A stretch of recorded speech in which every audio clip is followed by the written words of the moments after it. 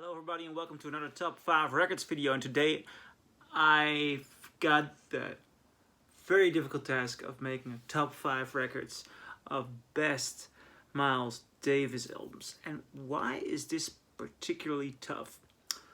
For the same reason the David Bowie top 5 list is tough. Miles Davis had different stages in his career. He kept on inventing and reinventing himself. And by reinventing himself, he reinvented the landscape of jazz. So when you're gonna choose his best albums, will you choose the albums that had the biggest impact, that made the biggest change? Or do you choose the albums in which he is most sensitive, or he creates the best atmosphere? Because to me that's different. I mean, an innovation is brilliant, and I like innovations, and there are some innovative albums on here, but he also has albums you just put on and it's stellar sound, and you have to make choices, and it's very tough. And I might do another top 5 Miles Davis list, because you cannot honor his career solely with 5 albums. Most musicians, 5 or 6 albums is more than enough. There are even musicians who don't even completely get the 5 great albums. Some musicians only have 1 good album. Miles Davis has more than 10 albums on which he is just brilliant, sensitive, atmospherical, or innovative, or all of that. I'll start off the list. Porgy and Bess, of course, the one by George Gershwin. And there is something interesting, because here Miles Davis is working with under the direction of Gil Evans with an orchestra, and he's playing this jazz masterpiece. And he lends himself to tell the story of someone else, and that is softly, genuinely sensible. It is the most beautiful storytelling, and that's interesting, because that's in his work unique. You also have the soundtrack to L'Ascenseur pour les Chevaux, which is of course a soundtrack which also tells a story, and the soundtrack is actually better than the film. This is brilliant.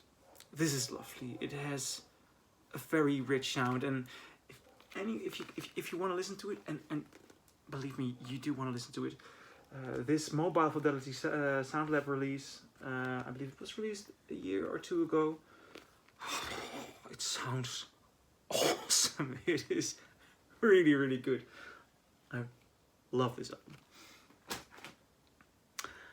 On number 4, and although this was recorded 2 years before the other one, Round About Midnight, the number 4, this was recorded 2 years before Porgy and Bess. This is an entirely different Miles Davis.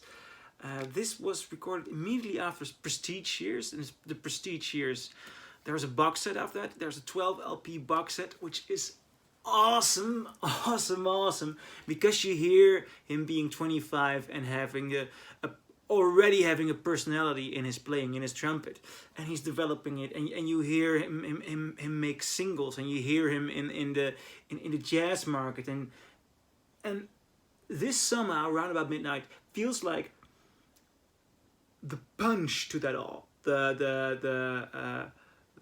Although it's not a Prestige album, it is perhaps the epitaph to that. It is adventurous midnight jazz. It's really adventurous. It's somewhat dangerous. It sounds like the city. It sounds like New York in midnight. It's titled Right About Midnight. That was oh man, oh, this is so good. And if you look at the lineup, Miles Davis, John Coltrane, Red Garland, Philly Joe Jones, and Paul Chambers. I mean, 3 of my all-time favorite jazz musicians are on here. Oh man, it's such a good album. And this is the I believe this is the mono pressing.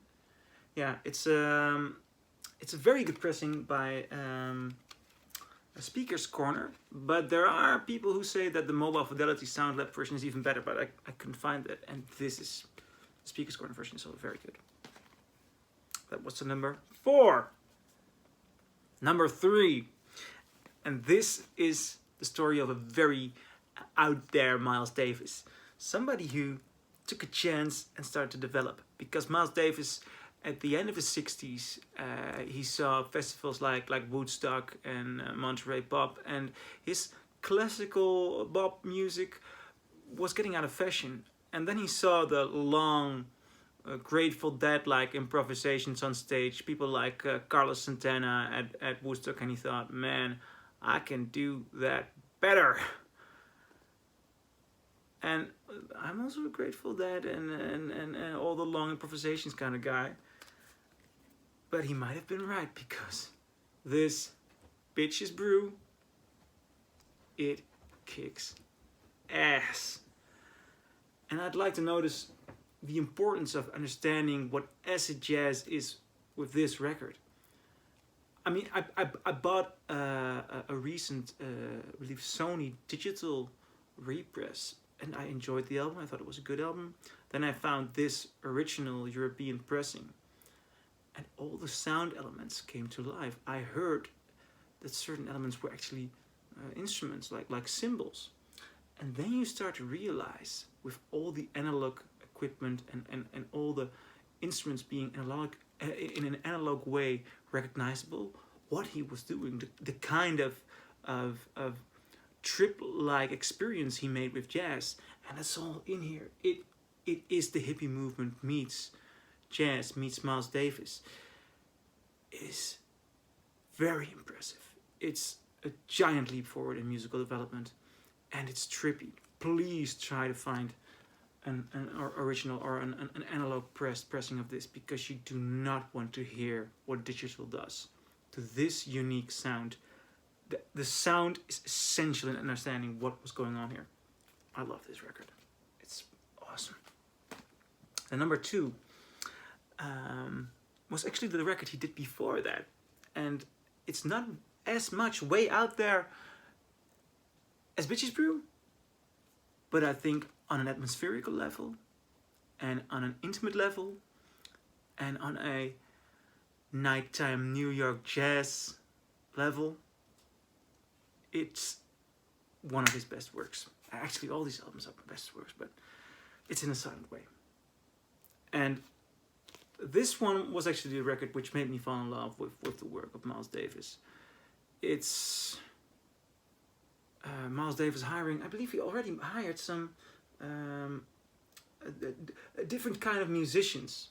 It has Herbie Hancock, it has Wayne Shorter, but he is trying, he is already getting inspired by the new directions the music scene is going, and as I said, it's not as way out there in development as Bitches Brew, but it is a unique record, and it has the most beautifully intimate sound.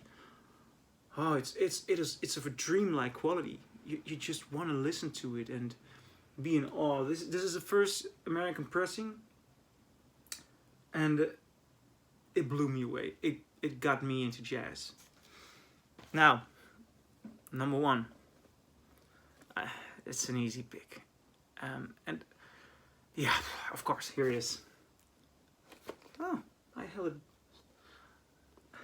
Kind of Blue. Kind of Blue is amazing. It's the jazz record which has been sold the most, I believe, until the Herbie Hancock album, Headhunters, I believe. It's awesome. Everybody recognizes the tunes. It's a brilliant album, and I could do an entire video about this album. I love the other albums which he did around this time, the cooking, working, steaming sessions. I mean, he was at such a high level, and this one is just the one that pops out of there. It's beautiful, it's brilliant, it's intimate, it is awesome. Just go and listen to it. I'm gonna shut up. Oh yeah, and this is the Mobile Fidelity Sound Lab version. It sounds great, but I've heard that the UHQR should even sound better, so I have pre-ordered it, but we're in the Netherlands, so I haven't got it yet, and that should even sound better. But I will keep you posted about that. that was my list of Miles Davis albums. Do you agree? Do you disagree?